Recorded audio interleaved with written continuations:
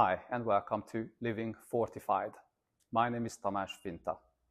Living life to the fullest after 40 is an amazing adventure, and Living Fortified is here to be your guide. This is a show for you if you want to learn more about how to feel your absolute best physically and mentally. In each episode, we'll be chatting to experts about health, fitness, and wellness for mature adults. We'll find ways for you to move and feel better, stronger, and live a life that is truly fulfilling. Please hit and subscribe, and let's get Living Fortified together.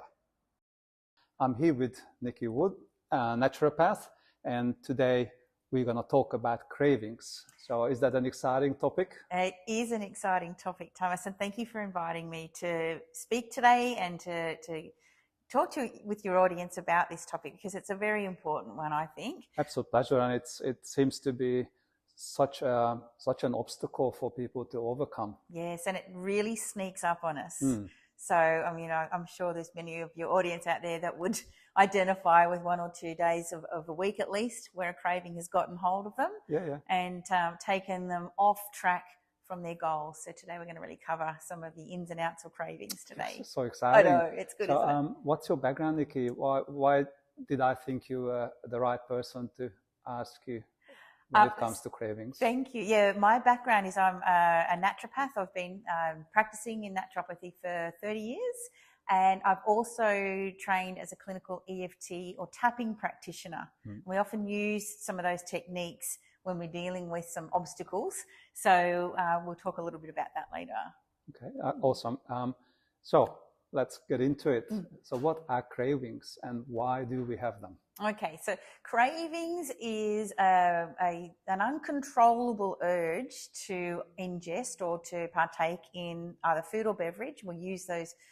Generally, this term is related to eating or drinking, something that our body doesn't really otherwise need. It's more like a want. Some cravings, however, are directed in and around a need, and we'll talk a little bit more about that in a moment. But generally, a craving is something outside of our normal nutritional requirements. Okay, and it can be anything. Everyone would typically think that's some sort of a sweet thing. Yeah. But can it be other as well? Absolutely. You can crave salt.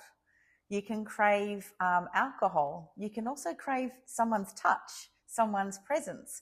You can crave a number of things, and there's a little bit more information in and around the neurochemical and the science behind why we crave these things. But generally, we would assign a craving to either something sweet, something naughty or forbidden, or something salty. So we do have some of our clients will actually have a really strong sweet and salty craving at the same time. Right. So they can have that hankering for both either a really strong salty flavour or a really strong sweet flavour as well. Right. Someone who has an addiction to a substance will have, I guess, a potential craving for that substance, but that kind of goes a little bit more into that addiction space. We're not talking about addiction today. It's another episode. It's another episode, yes. So what is the body, should I say body or the brain asking for? It's a little bit of both. Right. It's a really great question, because when I'm speaking with parents of young children, and we're talking with parents around introducing healthy foods at the young age, and they're dealing with the fussy eaters and I don't want to eat this, etc. Oftentimes I'm looking at what's going on in the microbiome of the child, and the same would happen with adults as well. Oftentimes, much of the cravings are going to be coming from the digestive system. Yes. The bacteria that are geared towards requesting certain foods, certain ingredients, certain nutrients in order for them to do their job. But there are also other bacteria that require other nutrients that are going to then produce a byproduct that's harmful for the body. And generally, when we have a really high sugar craving, for instance, and it's for foods that are not coming from nature, so these are not nature's carbs, they're not nature's nutrients, that generally is a microbiome shift that's now starting to take over the appetite. And so the appetite's being cued from the digestive system versus from a pure nutritional requirement.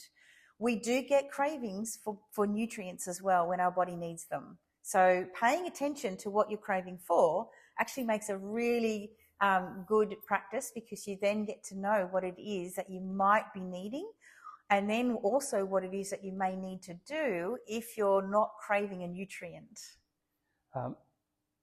That's a really, really good information. We throwing this word microbiome around, and you and I are familiar with this, but can we just delve into what microbiome actually is? Because I just want to make sure everyone understands what happens in the digestive system. It's a very complicated place. Absolutely, it is a complicated place. And ever since the genetic mapping of the human body had finished, what also then came on the back of that is understanding that in our system and on our bodies, so inside and on our bodies, we have this platform of bacteria, and the DNA of that bacteria outnumbers our human DNA by many trillions to one. Yes. And so the majority of that bacteria is located in the digestive system, particularly in the colon, so the large intestine, which is where most of your waste matter is processed before it is eliminated. And it's also where most of your water and your fats are absorbed. Your fat-soluble vitamins are absorbed before the waste is eliminated. And so it's in this colon that your body has this microflora, so this little area that does a massive job in the body in processing and making nutrients, in processing toxins, in converting hormones, in making hormones, and essentially signaling to 70% of your immune functions as well. So it's a really important part of your body that literally takes care of the rest of the body.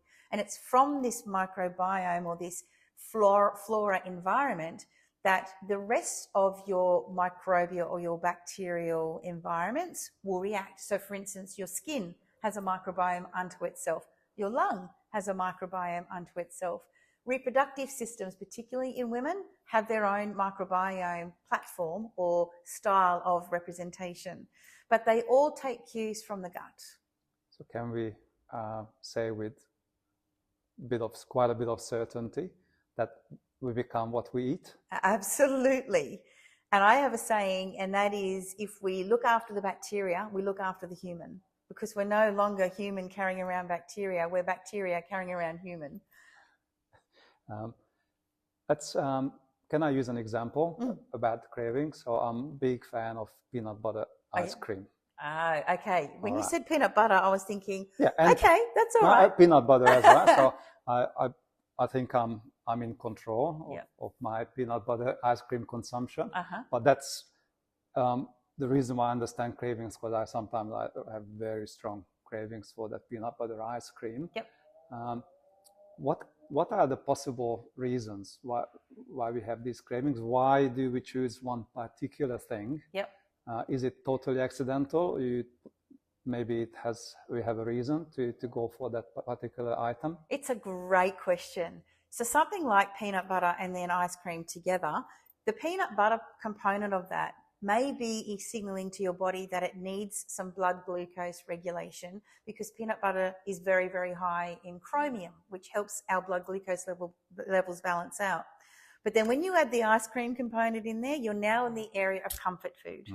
You're now also in the area of perhaps heeding a call to a memory, of a childhood memory, for instance, where those flavors together brings you back to something that you feel happy about. Okay. Brings you back to a memory that feels comforting, that feels joyful, that feels like it's a reward. And so now we're getting into the brain chemistry a little bit, because some cravings are related to dopamine, which is a hormone or a neurotransmitter, little chemical in the brain that is related to the reward center, so rewarding us. So sometimes we have a hankering for those flavors because of memory. And sometimes we have a hankering for those flavors or that combination because the body's seeking chromium, for instance, in this example. Yep. And then there may well be just a straight out carbohydrate sugar requirement. For instance, if you've been working out a lot that day and you haven't met your carbohydrate requirements for the day from nature's carbs. So it can be a call from the brain, hey, feed me Yes. something, and what's the fastest energy is sugar, right? That's right. We're gonna go for something sugary. I would also say to that too, that your body's actually more likely, the primary nutrient it's likely to be thinking about in that situation, knowing that you're so active, would be protein. Yes. So your body's actually looking for a really good, decent protein hit. So if that peanut butter ice cream was made on peanut butter and a protein powder and some frozen coconut yogurt, and you were to blend all of that together, you're probably getting closer to a natural hit versus an unnatural hit. So just as an example. That was a great example. It was also the segue to the next question, which is what can we do? What sort of strategy can we use once we understand what's happening and we really have strong cravings for a particular thing that we actually know that to be on the unhealthy side? What can we do to meet that craving without harming our body? Okay, so I think it's really important to understand what it is you're craving to start with. So for instance, in that example, when you're craving a lot of glucose, your body's probably looking for some extra protein. If you were craving a lot of glucose or sugary, sweet type, carbohydrate type foods, and you're a woman who's in a menstrual cycle, you may be actually having that towards the middle or the end of the cycle, so just before the cycle starts, and that's actually quite natural. A lot of women get a little hard on themselves around that time of the cycle. So this is after you ovulate and before your menstrual cycle starts. Your body's naturally needing that carbohydrate because it's trying to make progesterone. Right. Now, if you're trying to also stave off premenstrual symptoms, or you have heavy or early or late periods, your progesterone is probably low and your body's asking for carbohydrates at that time. A lot of women also will ask for magnesium. So around that time, and their natural drawing is to chocolate. So generally, if you're looking for a sweet hit and you're looking for something healthier, you could go for a 70% or higher dark chocolate around that time. And this goes for anyone who's looking for a magnesium hit, because the dark chocolate's very high in magnesium. Your green leafy vegetables are also very high in magnesium, but less exciting to eat. That's exciting, isn't it? Yes. Which one are you going to choose? I mean, when you're looking at a craving, these are things that happen pretty quickly, don't they? So they really hit you and you don't have a lot of time to think about it when you're making choices. So if you are going to make a choice, if you're literally going to drive your car into the service station and get a snack on the way home, try and look for something that is more likely to look a little bit more like how nature would make it. So if you can get some nuts, that's a great protein option for you. Yep. If you can get some dark chocolate that has nothing else in it, that's a great option for you as well. Even an apple would suffice in that situation. Oftentimes when you do that, your body will just get enough of that information coming through from those nutrients to stave off any more cravings. Okay. The other really important thing to do is to make sure you're well hydrated, because the hunger center and the thirst center are sitting very close to each other, if not in the same area of the brain, which is your hypothalamus. And so sometimes if you have eaten enough food for the day, you know you've eaten the amount of food that you should be eating for the day, and any more on top of that is overeating, then perhaps you're thirsty. And that's another important thing. Very interesting. Yeah, to make sure that this craving isn't thirst to start with. Okay. You'll often see that with mums, and they're clued in and they know they fed their children enough food. Then they'll go and say, have a drink of water first because I've only just given you some food.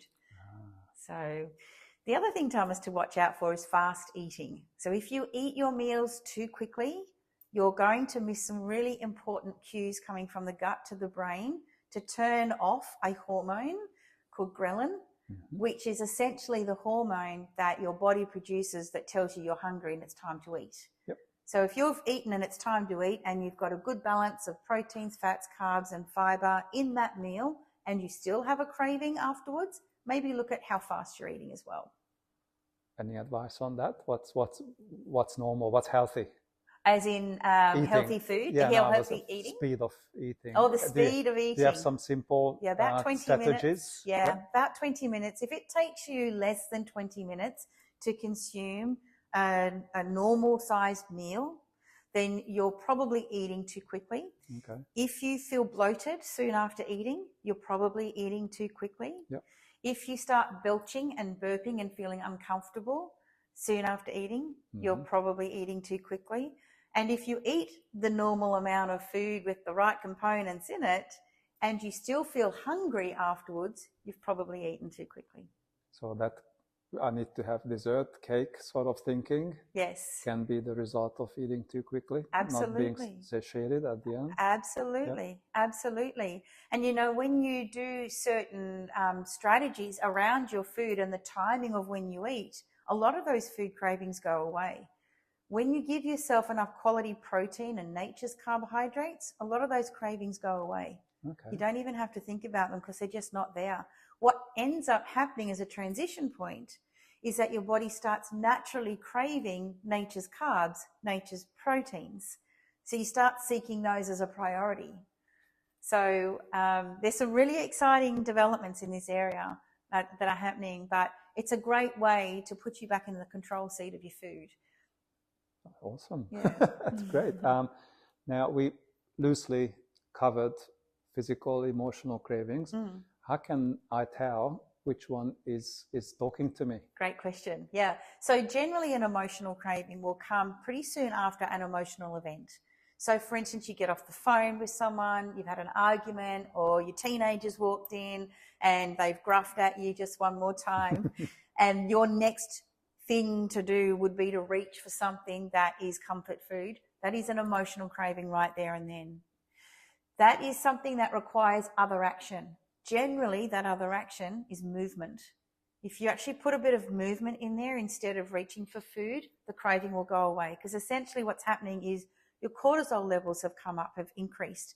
And when your cortisol levels increase in that stress moment, what your body's seeking is movement, not sugar.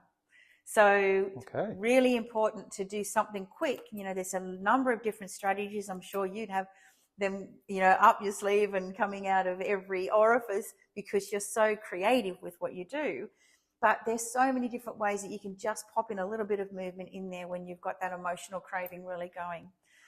A physical craving is generally something that will happen when there isn't an emotional platform in there. And it is hitting you at different times of the day where your body has processed certain nutrients and it's looking for something else. So you'll feel it in your body differently. It will feel like a taste, or you'll feel like you'll get a sensation that the body's actually asking for something, or you'll have this sudden drawing to something, for instance, something salty when you've been eating sweet, or you've been eating well, and then all of a sudden you've got this little kick up of needing some magnesium, i.e. dark chocolate. You'll feel it in there. And generally there's no emotional aspect going on there. There's also no rewarding required during a physical craving. You're not looking for the reward. Your body's literally looking for a specific set of tastes, flavors, and nutrients. Right. And we've got these receptors on our tongue that tell us a little bit more about that. In fact, we've actually got serotonin receptors on our tongue. So if we are experiencing a little bit of an emotional respect, we may get a flavor on our tongue or a taste on our tongue if we are experiencing that. So that'll come quite quickly to us. We'll say, no, that's all I need at the moment. I don't need anything else. It's that specific thing. Whereas when you're going through a physical craving, you've kind of got a few options available to you. So another thing that occurred to me as I was listening to you, that we actually have also activities and places that are connected with some sort of reward food. So for example, I'm watching a movie. I must be munching on popcorn, candy, sip on Coke. Yes. If we go out on a particular day, that must be a coffee and cake. Yes. So are these things okay, or is it not normal? Is it something we need to worry about? Or if it is, what can we do? Yeah, so it's a great question as well, because I mean, we don't want you to feel like you can't socialize and do the things that you normally do if there's some traditions, for instance. This is why maintaining your health every other day is so important, because it allows you to have a coffee and cake and not think that you're completely derailing yourself. But at the same time, it's really important to make sure that this coffee and cake isn't a weekly thing. It's not something that becomes an everyday thing, an every week thing. You also can give yourself permission to do it differently. So you can choose to look at, and awareness is a big part of this. So raising this question and having these conversations is really important, because sometimes we don't even know that we're associating a particular location or a particular person with a particular food habit or craving. This is what we always do when we go here. Yep. This is what we always do when we're together. There's no reason why you can't challenge that. And there's no reason why you can't say, let's try something different. Let's do this thing and lay down a new memory. And I think what we do is we get stuck in a little bit of a rut, and we don't challenge that comfort zone, and we don't give ourselves permission to enjoy, for instance, the flavors of crunching on something fresh while we're watching a movie. So there's no reason why you can't take carrot sticks and celery sticks and have some dip at the movie, but we just don't associate the movies with that. But we do it with other social activities, don't we? When we're entertaining, we'll have cheese and crackers while we're entertaining. And we'll also, you know, in some cases, most cases, serve some fresh veggies in there. So there'll be some form of fresh veggie stick. So there's no reason why we can't change that up, right, and give that habit a little bit of a shake up, and give it a little bit of a challenge at the same time. And, you know, when you do things like that, you get much better at getting on top of your cravings. You get so much more reward from the feeling of conquering that than you do of having and giving into the craving. right. There's huge benefits to getting on top of something that you're currently in a habit of doing. So, yeah, there's some real superpower in there for you. We like superpowers. I know, right? Yeah. I feel like we need to offer actual, tangible, practical solutions or ideas to our audience around this topic. As a trainer with over 20 years of history of asking people to do hard stuff, my brain goes to, okay, what's the solution? I have cravings for peanut butter ice cream. Let's not have it in the freezer. Because if it's not there, I have my cravings, I get over it, because I'm not going to drive just for that one thing at 7 p.m. So just go to bed and forget about it. But that's obviously a very simplistic approach, and may work for some people, may not work for others. Can you offer the audience maybe 3 ideas and tips what they can do potentially, even starting tomorrow? Absolutely. Well, the first thing would be to identify, is something emotional just happened, and do I maybe need to move my body? Because that's an instant, quick thing that you can do. Something quick like jumping up and down, doing a little bit of a dance, getting a skipping rope out, moving in a way that just completely counters where you're currently at. And if it's a physical craving, then asking yourself the question, have I eaten enough of the right nutrients already today? Am I missing protein? And that's perhaps the first thing to ask yourself. The second thing I would do is maybe check your water intake. Make sure you're well hydrated, and ensuring that your hunger isn't thirst, so that we can make sure the brain has got what it needs. The brain loves water. It also loves sugar, and it loves fats. But your body needs sustaining fats, sustaining sugar. So it's really important that when we give it that, we give it something it can hang out with for a while. And the third thing is maybe trying a technique like tapping. So we use tapping as a way, or EFT tapping as a way of empowering our clients to bring the food along that they're struggling with. Like if it's like a no-brainer, I cannot give this up. Peanut butter ice cream is my jam, but I really don't want it to be. We can't take away willpower in tapping, but what we can do is lessen the desire, which then gives you that ability, that space to make a choice.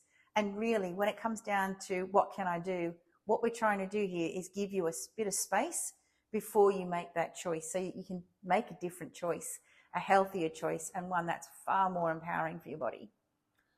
Brilliant. Thank you. I just have another question, Yeah, just as you were talking. Uh-huh. So this is all well and good. These are the things we can do if we feel that we have the power, we are in control. What can a person do when they don't feel like they can actually apply these ideas? Yep. What sort of person, what sort of expert Yep.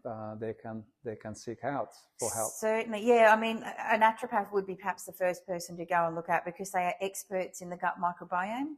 They are experts in lifestyle management and lifestyle support. And that is an area that you probably want to have a look at, because if it's out of your control, then there could be some organisms, there could be a little bit of a yeast overgrowth or a parasite overgrowth that you don't know about, that's driving that appetite. So it's not always that the person is really naughty and No. can't stop it. Sometimes it has quite a Yeah. significant medical condition Absolutely. causing it, right? Absolutely, 100%. And the other thing is to be really kind to yourself, like really kind. Don't be hard on yourself, particularly ladies, if you're coming up to that part of your cycle. We always think that we're doing the wrong thing when we're going off track and eating carbs. It's the type of carbs that you're eating that perhaps is really undoing you. Look, the other thing you can do, I don't know if you can see this here, but I'm wearing, can you see it? Not yet. Yeah. I'm wearing a CGM, which is a continuous glucose monitor. Right. And you pop one of these on for 2 weeks, and it will tell you what foods are spiking your glucose.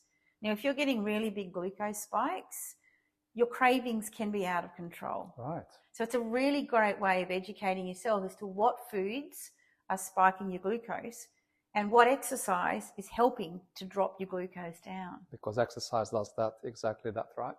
Absolutely. Yep. So you can be also educating yourself along the way. And what I've found is that understanding what foods and what timing you're eating your foods are doing to your glucose changes your relationship with food completely. It puts you back into the control seat. That's the best final words I could think of. Thank you. Thank you so much, Nicky. You're welcome. Thanks everyone for watching this episode or listening to this episode. And please hit the subscribe button and the notification button so you won't miss out on any more episodes of the Becoming Fortified series. Thank you very much for coming today, Nicky. Thank you, Tamas. Thanks for having me. Thank you. Thanks everyone. See you next time.